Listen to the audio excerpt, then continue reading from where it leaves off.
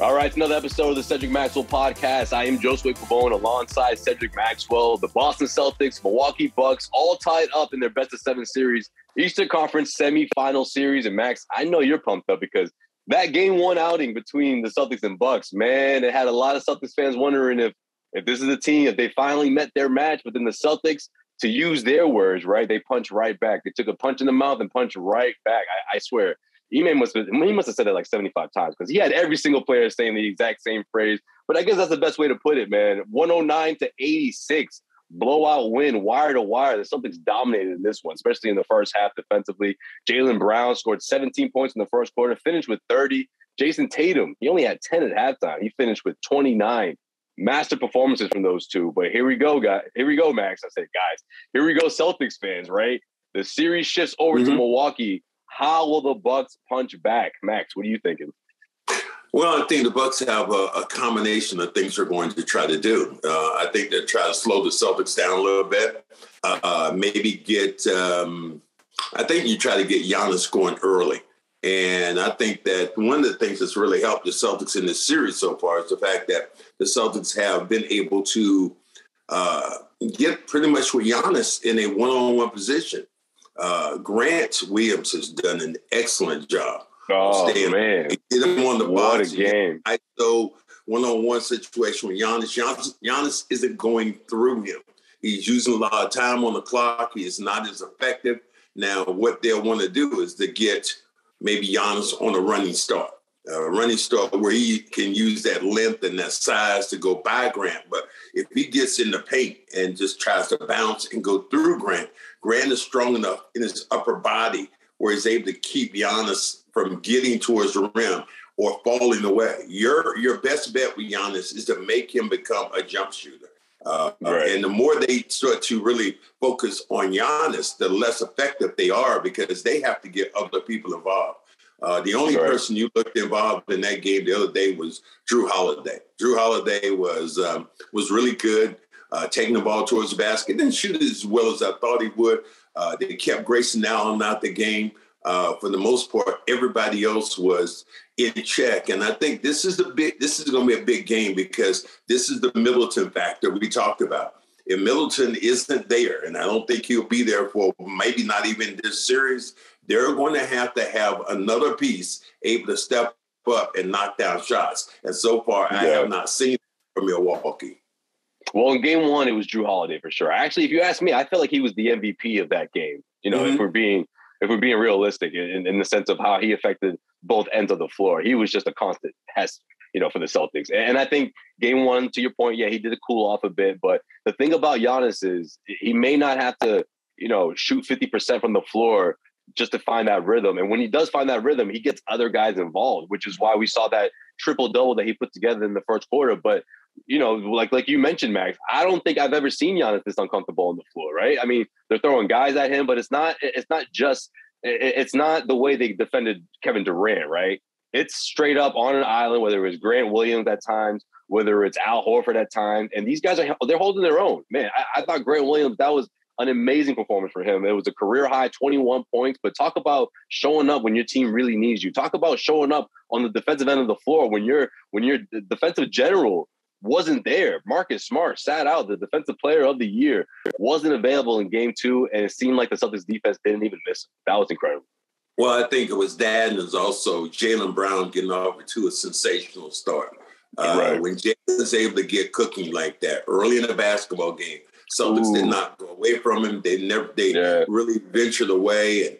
And I think you look at Grant knocked down threes. Can the Celtics continue to shoot threes at that pace? I don't think so, but they have good shooters out. And Grant Williams has proved that he's a legitimate commodity. I talked to Grant's dad. I've talked to Grant before. I said, man, don't you play your ass out of here. And what I mean by that is that the Celtics, can they afford if one of these big teams come out and say, Grant, you're a free agent. We'd like to have you. I think he could help any team. But here in Boston, I think the culture of the team, the chemistry of the team, and the people he's around, I think Grant would love to stay here. But at the end of the day, it might be all them dead presidents which are thrown his way. Can the Celtics match or whatever it is? Because right now they can come in and give him an extension. And would he be able to take? Would he want to take that kind of extension? And would the Celtics be able to afford that extension? Because now you're probably going to look at a real hard cap if you came out and gave him Robert Williams type numbers. Right. And right now he's on the grand stage right now. Everybody's watching. This matchup between the Celtics and Bucks. He's obviously shown up here with this big performance. Those 6 3-pointers though, like that's going to resonate with other teams looking at him. The way he's guarding Giannis, that's going to resonate as well. That's really it. It's not. Yeah, that's the part that stands out most. Right. Three-pointers are one thing, but his overall play, defensively, passing the basketball, making intelligent plays. Really, Bobby Portis really was taken out of this game. He really was. He wasn't a factor in this game. I don't even think you really noticed him. He got a couple of shots to go down, but for the most part, the Celtics were really good. And, if they shoot that well, I mean, the Bucks are going to have a hard time containing them because they don't have the firepower without Middleton. Middleton is that, you have Batman, then you have Robin. Well, Batman's there, but you don't have that Robin. Drew Holiday can be that way from time to time, but they've always really been affected by Chris Middleton, his absence of what he can do or what he can't do. Well, I'm glad you brought up the question of is this sustainable, right, for the Celtics? And we're going to play a little game in a second, right? I didn't even tell you about this before we started recording, Max. We got a little game to do. It's called The Truth or Fool's Gold. And we'll get to it in a second, but I just want to point out this one unique stat that you just don't see every day, right? Game 1, right, the Celtics shot, they took a lot more 3-pointers than 2-pointers, right? They went 18. They went 18 for 50 from behind the arc, and they went 10 for 34 from inside the arc, right? That's 29% for your math, for people trying to do the math right now. So it wasn't a great showing, and it wasn't a losing effort. However, in Game 2, the Celtics made 23-pointers, 20 out of 43, and they still managed to score less 2-pointers in the winning game, which is where they win 18 of 47 from inside the arc, 49%. Max, what do you make of that? Is that something you've seen before in the sense of like seeing a team do that? And mind you, on the other end, the Milwaukee Bucks, they made 3-pointers. That differential doesn't happen. No, the differential doesn't happen where you think the Bucks are going to only make 3, but I think it also tells you the changing of the game. I've always told you the story about, 1980, 81, my first NBA championship run, Boston versus Houston. In that game, I think there were 6 3-pointers taken for the entire game, attempted for the entire game. And that really shows you how the game has really changed and is going in a whole nother direction.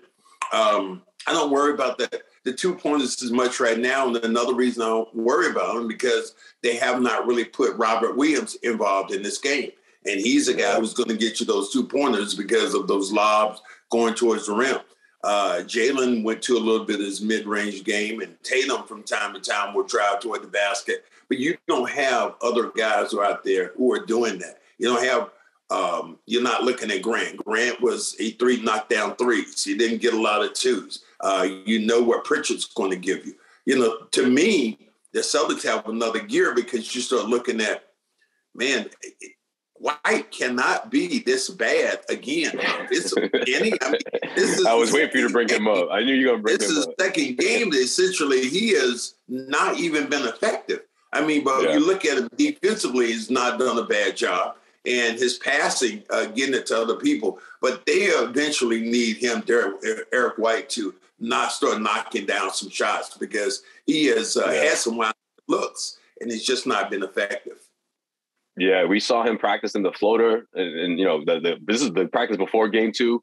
We saw him practicing that extensively and trying to find ways to get to score around the basket, which don't necessarily turn into layups, right? Because that's how stifling this defense has been for Milwaukee. So I understand it's been tough for him, but yeah, I'm with you, Max. I'm waiting for him to turn this thing around. Wait for him to put together that game where you're like, okay, this is the reason why the Celtics got. Look, the main reason why the Celtics got him wasn't for scoring. Like, I get that. Before people start, flipping out and saying that's not what he does.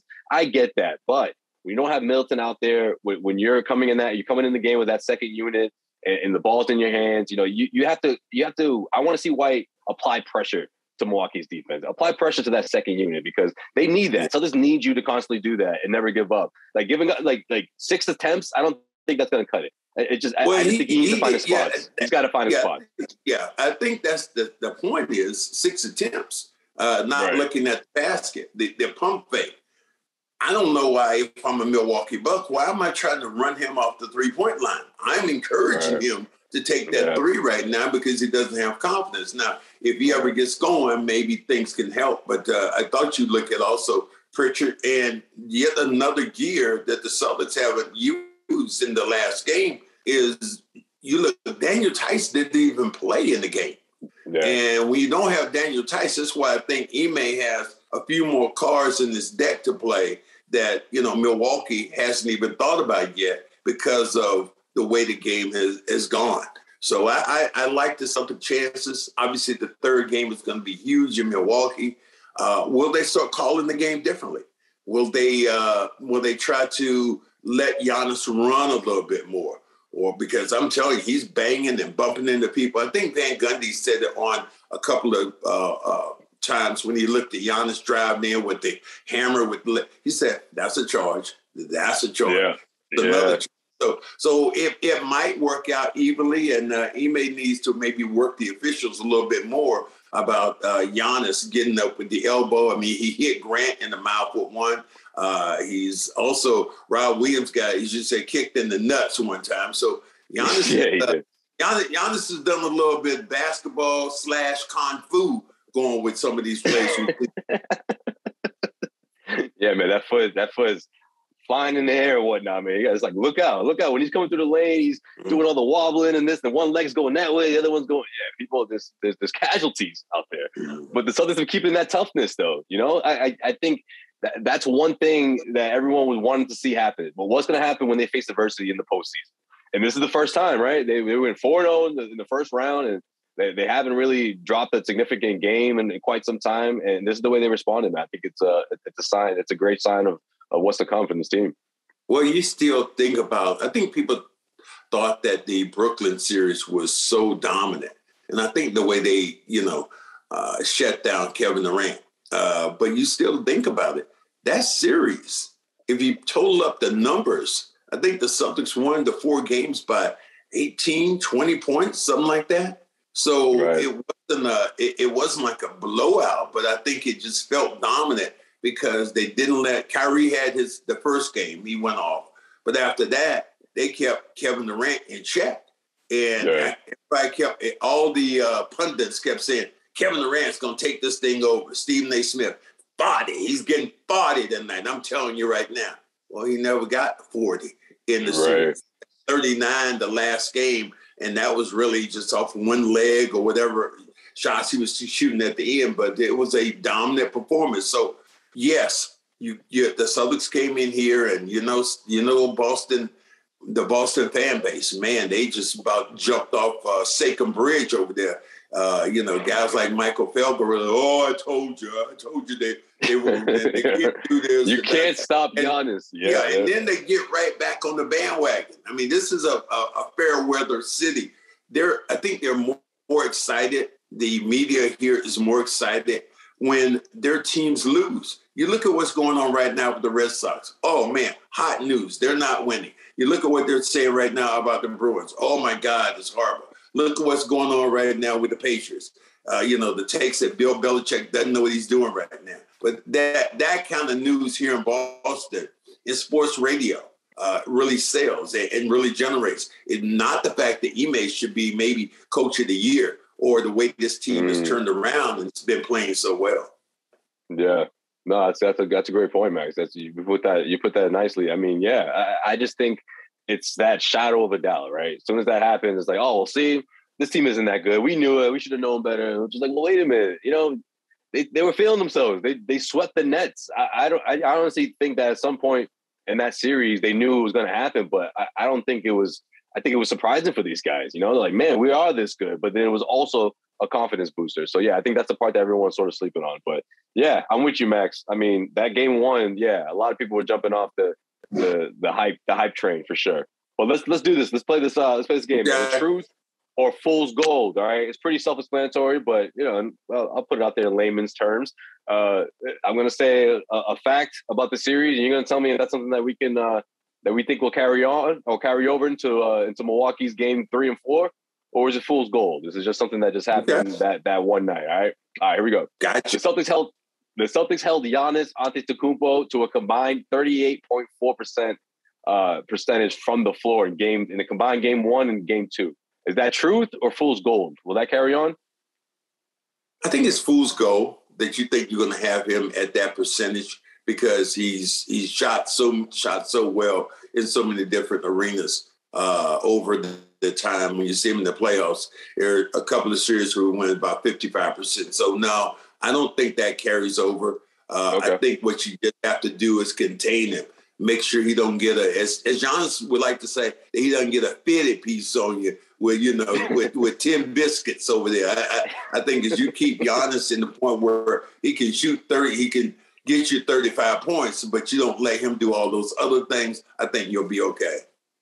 Yeah, I'm with you, Max. I think we're gonna get the Giannis game in either 3 or 4, one of these. The question is, can the Celtics survive that? I think that's the big question here. Going over towards Milwaukee. I mean, yeah, there's going to be one of those games where he's going to dominate. He's going to score close to the 50% or well over 40%. So I think that number is really, really tough, but I don't think it's too far off. Maybe you can hold him to anywhere, a little over 40% or so. I think if you're the Celtics, you've done your job. If you pull. Well, if you let Giannis get to 50% and you keep everybody at bay, everybody else at bay, you're still okay. Giannis isn't going to kill you from the 3-point line. And the game has really been dictated a lot by not letting those other guys knock down shots. The Connaughtons of the world, if they're knocking down shots, or if you have Grayson Allen coming in, fouling people and him knocking down shots, that's going to be the difference in the way this series is played. If Giannis gets a bunch of twos, gets 36 points with a bunch of twos, I think you can still live with that if you're the Celtics defensively. Definitely. No question. All right, this one I think I know what your answer is going to be about. I put it in here anyways because it was worth stating. The Celtics draining 20 3-pointers. They drained 20 in game 2, which is 10 more than we saw them make in game 1. What are the chances that carries over, that type of shooting? Is that truth or is that fool's gold? I think that's fool's gold. I don't think you look at the team shooting that way. Grant knocking down threes the way he was able to do it. Now, he's been effective. Think about it. Grant has shot over 40% from the 3-point line. So that is some fool's gold. But I think the totality of this team shooting that way, I don't think that happens. So that would be fool's gold.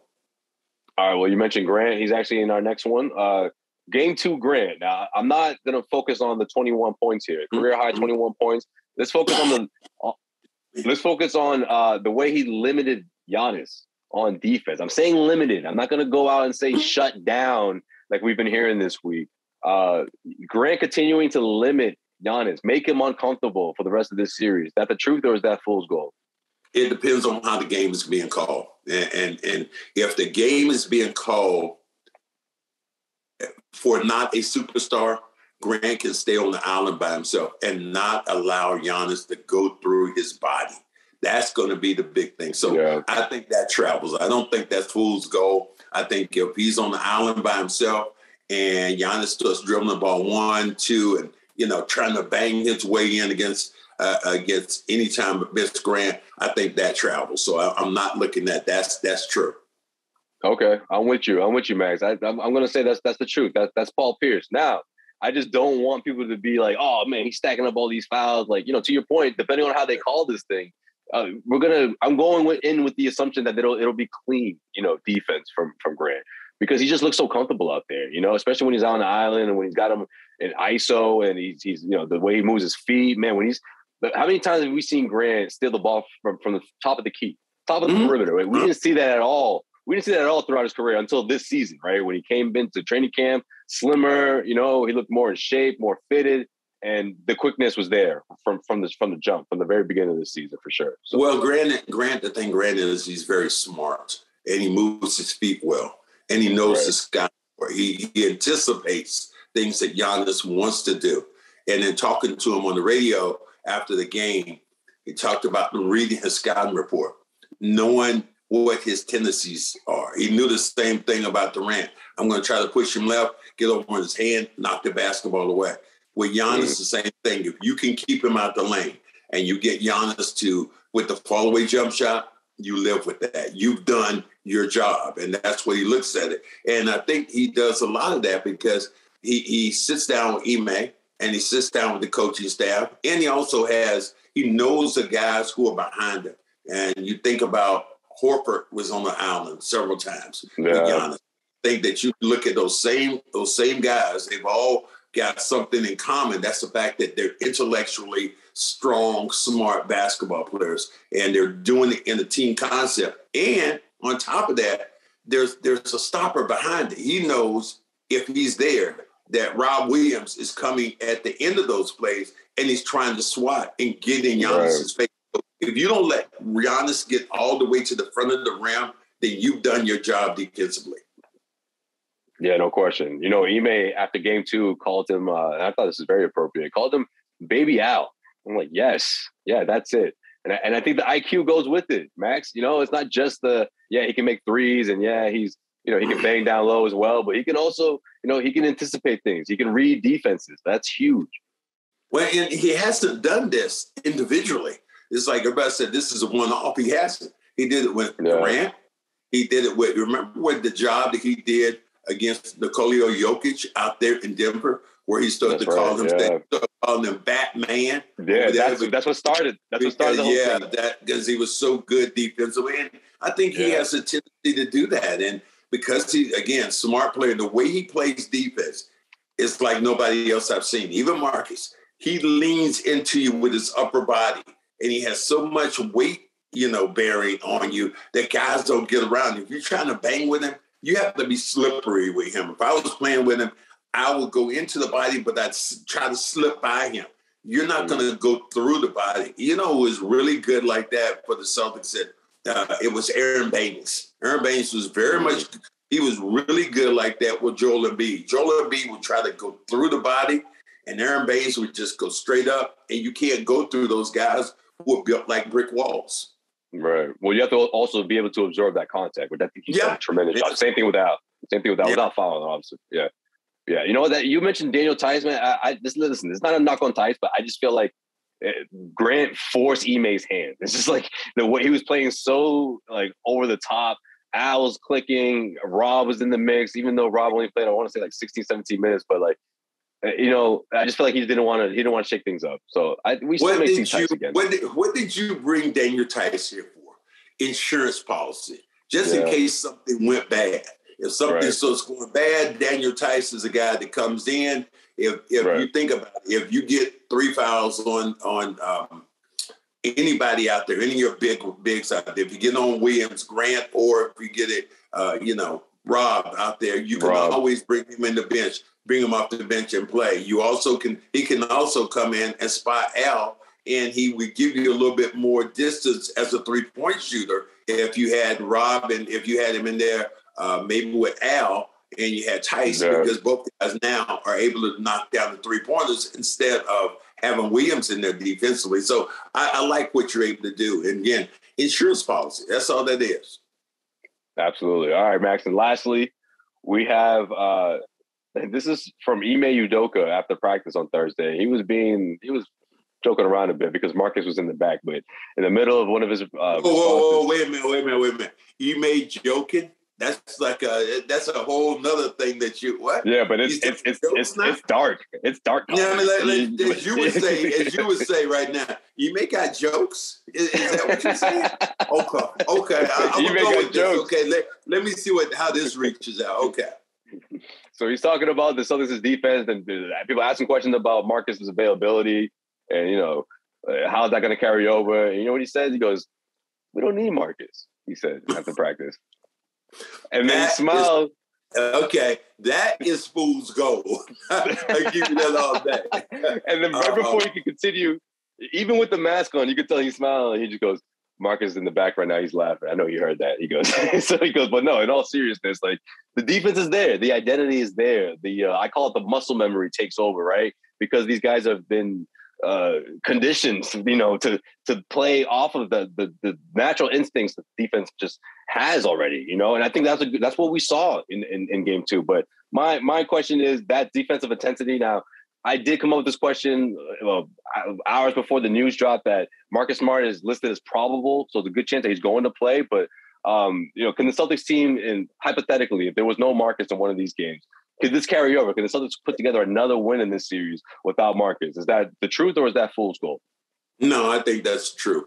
I think they can, because if they can be consistent on their defensive end, I think Marcus adds another level at the initial point of attack. I like that. Right. But in the short term now, the Celtics could get away with a couple of more games without Marcus. But in the long term, I think they have to have Marcus back in this series at the initial point of attack, defensively and offensively, if they're going to win this series. Yeah, no question. And I'm not gonna lie. I'm gonna say I'd be lying if I told people that going into this game I was like, oh, the Celtics got this no problem. This one's gonna be a blowout, guys. Like, I wasn't ruling them out altogether, but we spoke, right? We spoke for like an hour before tip off, and we were both like, damn, no Marcus, huh? Like it was a blow. Like, it was a blow to the vibe in the building, right? Everyone waiting to see how the Celtics going to punch back, and you find out, oh man, Marcus is not going to play. But as soon as this game starts, it was all Jaylen. 7 points in a row from the Celtics. Jaylen was in the mix. 17 to finish the quarter. 22 at halftime, and it just completely changed your opinion. And honestly, I don't think I've seen the Celtics defense play that well for one first half than what we saw. And without Marcus, that speaks volumes for where this team is at defensively.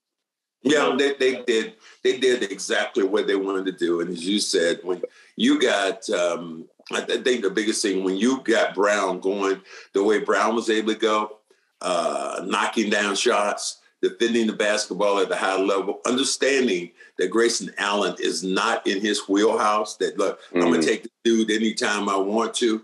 That was the difference in the basketball game, the attitude, as you said. And I wasn't even around for the first game.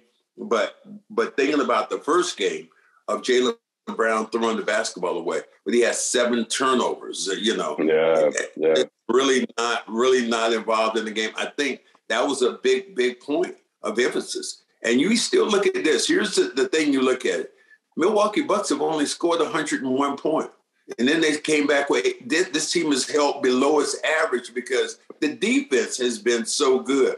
Does this defense, here's a fool's goal, does this defense right now travel from Boston after 2 games and continue to play the same way they have defensively?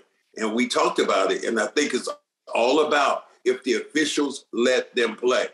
Sometimes in somebody else's home, you'll get a tendency that you'll get a bunch of calls going the other way for the Bucks. And will the fans be outraged or the tape or viewing the tape? That's going to be the key.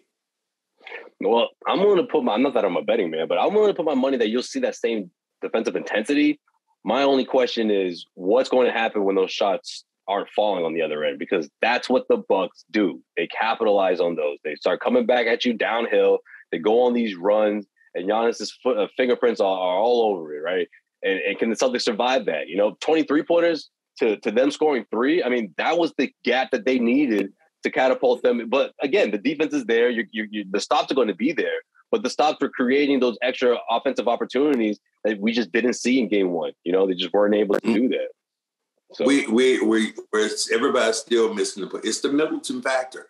If Middleton is not knocking down shots, and more than likely he won't be back from the strained ACL, who is the guy who's going to step up for the Bucks and start knocking down shots? That's going to be the key to how this game is going to be played, and eventually, I think, who's going to win this series. Somebody else has to step up for the Bucks, and if they don't do it, I think, again, we talked about it, Celtics in 5, Celtics in 6. It could very well happen. Oh, man. That would be impressive. It really would. Marcus Smart, like we said, is listed as probable for game 3 at Milwaukee. He was ruled out game 2 with the right knee contusion. Says he's feeling a lot better, and the Celtics took a gamble, and it was worth it. Listen, Max, this is the biggest stretch of off days you're going to have throughout this series. It's every 2 days after this. So if Marcus is going to get his break in, this was the time to get it in. And if this series is going to go the distance or go to 6 or 7 games, you're going to need Marcus in there. You're going to need him in the mix. So I think it was a gamble that paid off, and I think they made the right decision. You are correct in that, in the fact that you have, if the Celtics are who you think they are and who they believe they are, then they feel they could have won a game without Marcus in the short term. And give Marcus an opportunity to rest and not try to test it anymore, do any damage at all. You get 5 days off, essentially, from the time he was injured. Sunday, was it last Sunday? Yeah, last Sunday to... Last Sunday, yeah. Saturday, you're talking about 6 days of getting treatment, being off of it, getting rest, rehab, and getting that thing back right. So I'm not worried right now about Marcus Smart coming back. All right, what's your prediction? What happens in game 3 and 4? Game 3 and 4. Damn, you asking a lot. Well, the betting line I heard was man. What you got for me? Bucks -3. You tell me. What's this series going to look like when you're pulling up at TD Garden? What's it going to be? What's it going to be? I think it's definitely going to be. It is a good possibility of it being 2-2. That's what I'm thinking. They're going to split. They're going to split these. Celtics have to win one game in Milwaukee. If they win the second game in Milwaukee, if they win the first game in Milwaukee, oh my goodness, then you put tremendous pressure on the defending champions to do something really different.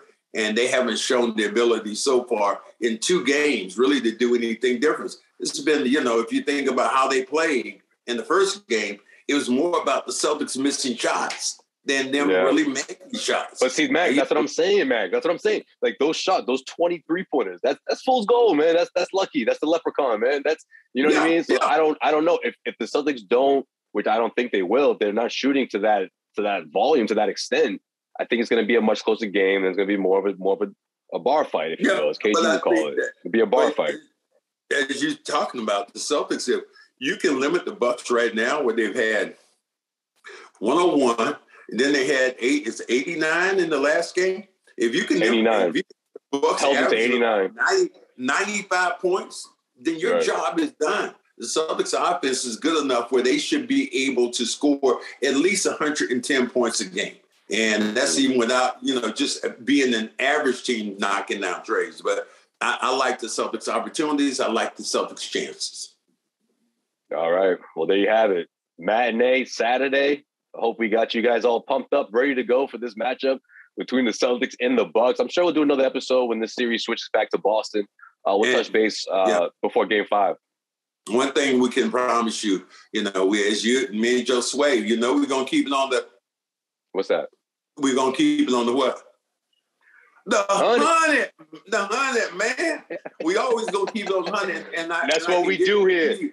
And I guarantee you the next time we see you, both of us I'm gonna be shaved, and Josue gonna have some of his hair off his head. So we'll be a little different in the fact that I'll see my barber tomorrow early, and Josue will probably see his barber. I don't think Josue gonna see his barber until he gets back. But by the time we do another podcast, we'll probably be a little bit more clean faced. But subscribe to us on all the channels because we have great content. We want to make sure we give you, a live feed of whatever's going on, and we're looking at this and not like Celtic eyes, but we're looking at basketball people who know the game and trying to tell you what's happening. If the Celtics were playing sucky or playing like shit, we tell you that. If they were playing the opposite and playing well, then we'll tell you that. That's what we do here. I like the fact you mentioned that. It's playoff time, so we keep it clean over here. I'm hitting up my boy. I'm hitting up Luis every other week. And my barber Luis hooking me up, making me look nice out here. But yeah, Max, you said it, man. That's what we do here. We'll check you guys out next week. Until then, Max, what you got? Anything else? No, keep it on the 100. 100. We'll see y'all next week.